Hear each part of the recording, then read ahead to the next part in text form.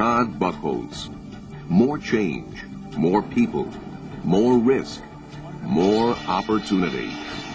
We can't hide from the changes going on in the new global economy. I'm going to start by giving you the first two words of a four-word cliche. And if you would, and I could tell by the fact you all arrived at such an early hour that you've got plenty of energy, I'd like you to supply the second two words. All right, the first two words are, here today.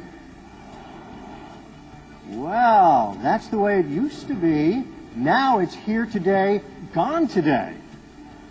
All right? We live in a world where technology is transforming the economy so swiftly, where information is changing and turning on its head our old ideas that you can't depend that yesterday's themes, yesterday's ideas, yesterday's products, yesterday's customers and services will still be on your side when you go to bed this evening. How can you capitalize on new markets while keeping the old ones? The challenge is to reinvent it, because if it is not reinvented, I can assure you that the shiny, sharp, silvery blades of the scissors economy will cut, I'm afraid, many of you off. It is a serious challenge. Now, there are two ways to look at this. One is to hide, look for shelter. The other is to look for opportunity. I am, in fact, optimistic about the U.S. economy, about the world economy, about your industry as well. He's a best-selling author of numerous books on investment and the economy, including Market Shock, 9 economic and social upheavals that will shake our financial future.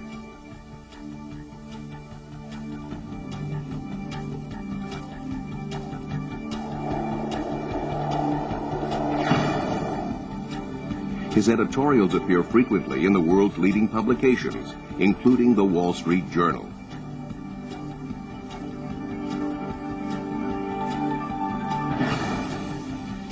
The media relies on him for his accurate insights into the world economy.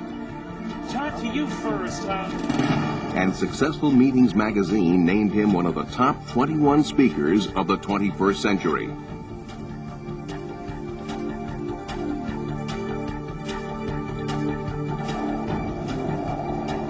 From future trends to technology, business strategy to innovation, globalization to the world's financial markets, Buchholz's insights into these important issues will empower your organization to thrive in the new economy.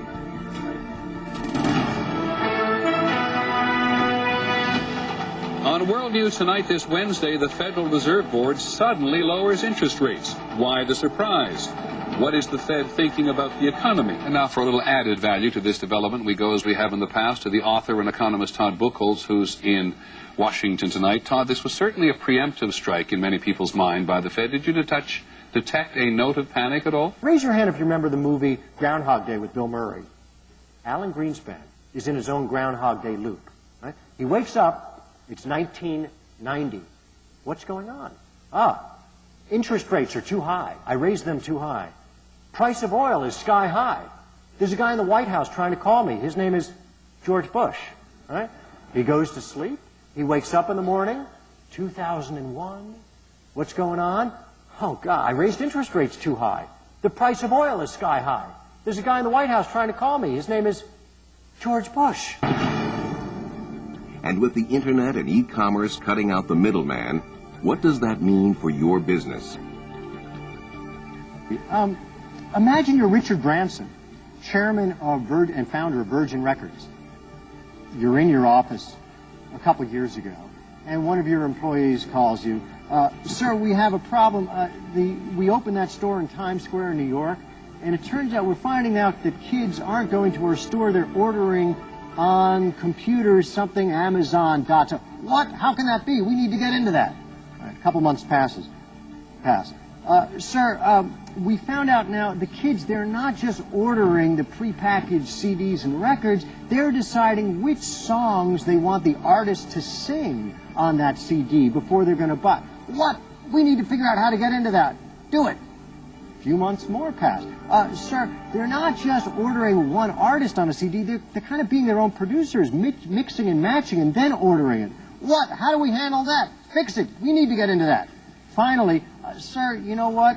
They're not even buying anything. They're just downloading it for free. Oh my, give me my balloon, right? It's like, what are we going to do? What are you going to do to maintain your business model in a world that's moving so quickly? From his years as a White House advisor to his work as a corporate strategist with top companies from Wall Street to Silicon Valley, Todd Buchholz gives a unique perspective on competing and winning in the new global marketplace. If each morning you ask your staff, are you empowering our customers? Are you making it easier for them? Yes, they want to keep up with the speed of the new economy, but they also want to be able to wind down at the end of the day. These are the challenges that the industry faces so that it can avoid being seen as the old economy. Todd Buchholz. More change, more people, more risk, more opportunity. The speed of the economy is amazingly fast, maybe dangerously fast. It's gotten to the point where taxi cab drivers are, in fact, offering you stock recommendations. Imagine, guys who don't seem to know the difference between red and green suddenly have a very sophisticated view of the advanced decline line on the Dow and can tell you which stocks you ought to be buying. Americans have adopted as their national sport not golf, as you may be playing this weekend, not tennis, as you may be playing, not swimming, not football, nor basketball. Shopping is our national sport. Americans are leading, I see some Starbucks containers here. Americans are leading La Vida Latte. They're leading La Vida Latte. They're willing to spend $2 or $3 for a cup of coffee.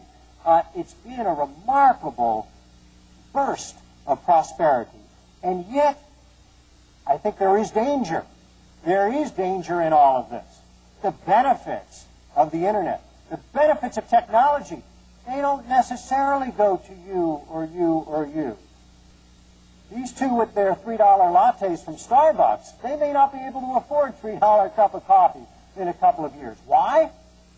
Because the internet, while it enriches consumers, while it empowers consumers, while it allows all of us to shop online to comparison price, while it allows us to buy certified Angus ribeye steak directly online, while it allows you to buy New Zealand lamb chops cheaper than you may get them in your butcher's bin, it is wiping out the middlemen. Todd Buchholz. More change, more people, more risk, more opportunity. What does Wall Street want in this environment? I mean, I think most people, I say half of households now have money in the financial markets. Cab drivers, as I said, are interested in the market. What does Wall Street want from companies? And as you, in your investor mode, think about things, what should you be looking for? Well, first of all, Wall Street wants companies that can build a global brand. Yahoo is a meaningless word. I think it derives from Gulliver's Travels. But all around the world, it signifies the internet.